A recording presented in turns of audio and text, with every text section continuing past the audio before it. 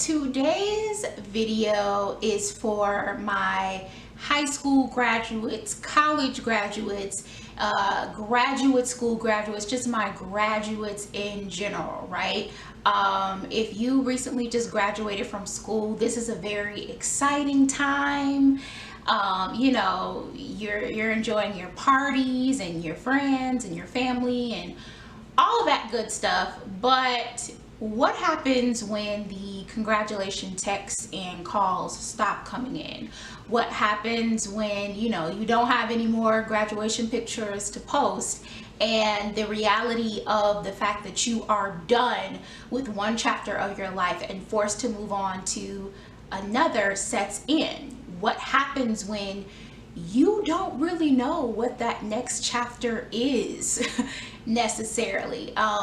What happens when you've prayed for something and it didn't happen the way that you wanted it to, or it hasn't happened in the time frame that you gave yourself? What do you do?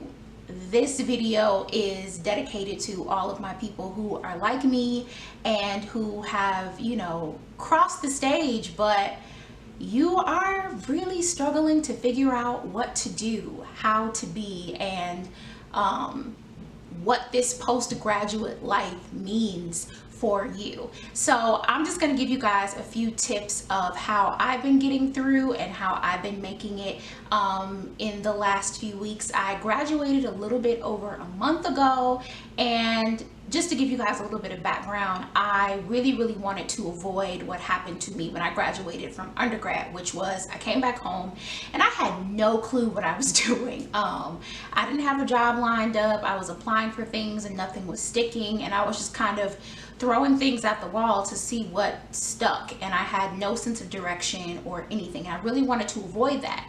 So when I graduated from grad school, I wanted to make sure that I had a plan and things in order, and, you know, was really making an effort to, you know, have some sort of concrete, this is what's going to happen.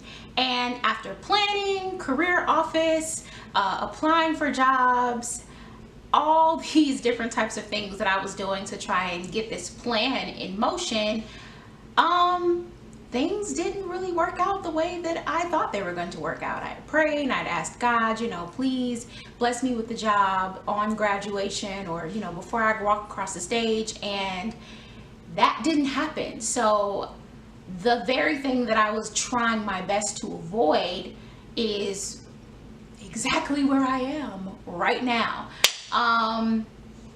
So yeah, that's just a little bit of background for you guys. But like I said, I'm just going to give you guys a few tips of how I've been making it through and dealing with this process, because I am an anal, everything needs to be planned out, everything needs to be a certain thing, everything needs to be perfect all the time type of person.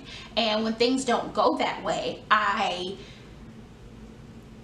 don't know, I just freak out. Like, I get extremely fearful and anxiety starts to set in, and sadness and all these different types of negative emotions start to take over. So if you're like me and you are genuinely struggling and genuinely lost, this video and these next few tips hopefully will help you in moving forward in the next chapter of your life after graduation.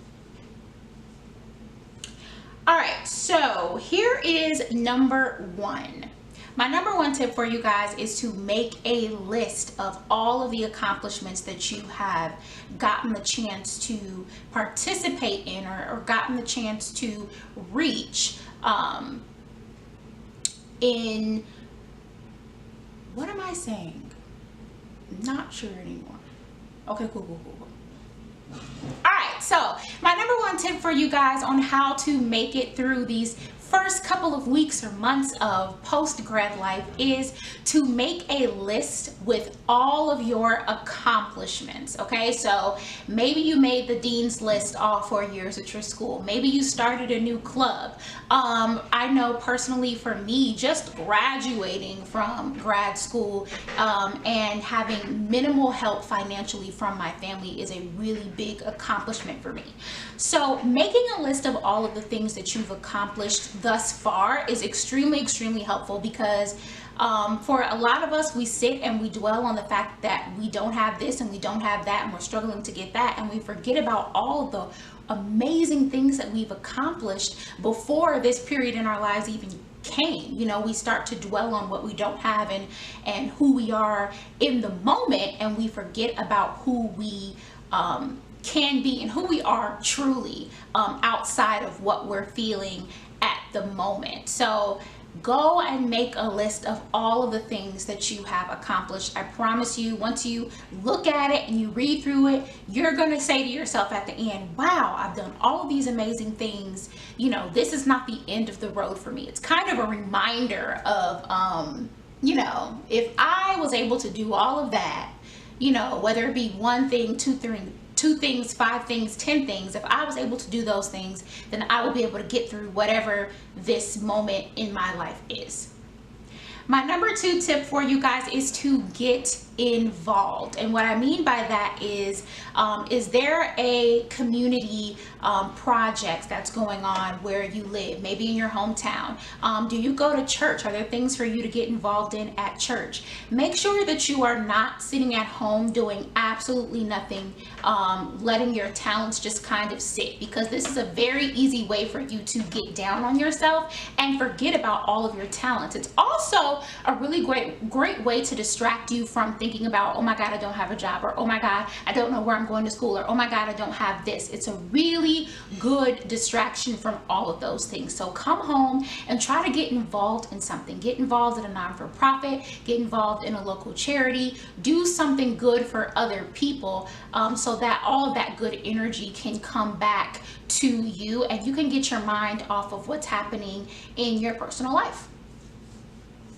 All right, my number 3 tip, especially for people who are in college or who graduated from college and who graduated from grad school, you are applying for jobs like crazy right now. I think my last count, I have like a count of the amount of jobs that I've applied for on one of the sites that I use, and I think they had like 384, almost 400 jobs that I had applied for in the last few months. You are applying like crazy if you're anything like me, right?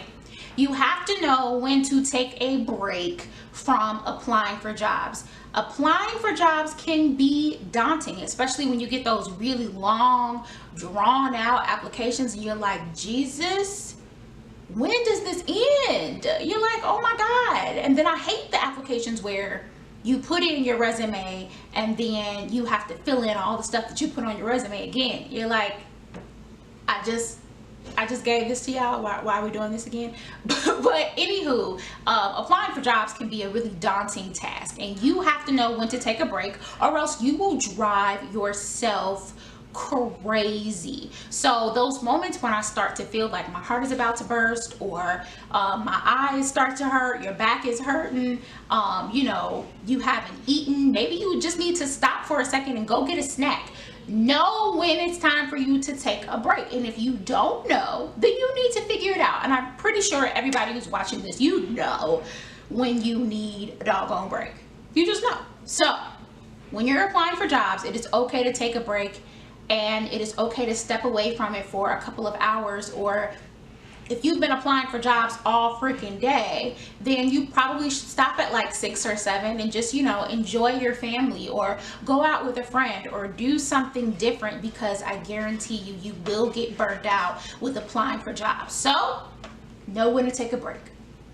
All right, my number 4 tip is avoid sitting in the house. This was a really big thing for me in the beginning. I was, like I said, applying, and putting all of my energies into that. And I really didn't go out or do anything except for on the weekends. And I was really sad during the week, and really just all over the place and emotional and just crazy during the week, right? So I have to start going outside of my house. So even if that means walking down to the park, or, you know, going to see a friend, or going to get ice cream with somebody. I know most of us are on a budget, because a lot of us probably don't have any jobs. It's okay. You go to McDonald's, You grab your little coins together, literally, and you go and get you a dollar ice cream and sit and read a book somewhere else. But do not sit in the house all day, every day. I promise you, it is a very, very bad look, and it's gonna make you feel terrible. So avoid sitting in the house all day long, guys. All right, and my number 5 tip, probably the most important tip that I can give you guys, is to remain in prayer. I don't know if all of you out there are Christians, or if you believe in God, or if you have a different religion, whatever it is. But if you do, if you are a person who is a Christian, or if you are a person who is spiritually inclined, please remain in prayer. Prayer sometimes, or all the time, is the thing that saves us from really losing our mind. I know that has definitely been one of the reasons why I have not completely lost it in the last couple of weeks. So be sure to stay in prayer. If you have any tips for how to get through the next few weeks or months of your graduate career, please be sure to let me know and leave it down in the comment box below. We can share tips and we can get through this together, y'all, because I am not in, you know, a place where I can like say, oh, this is how you do things. No, we're all in the same boat. We're all in the same place, and we're going to get through this time together. Once again, thank you guys so much for watching, and I will see you guys on the next one. Bye.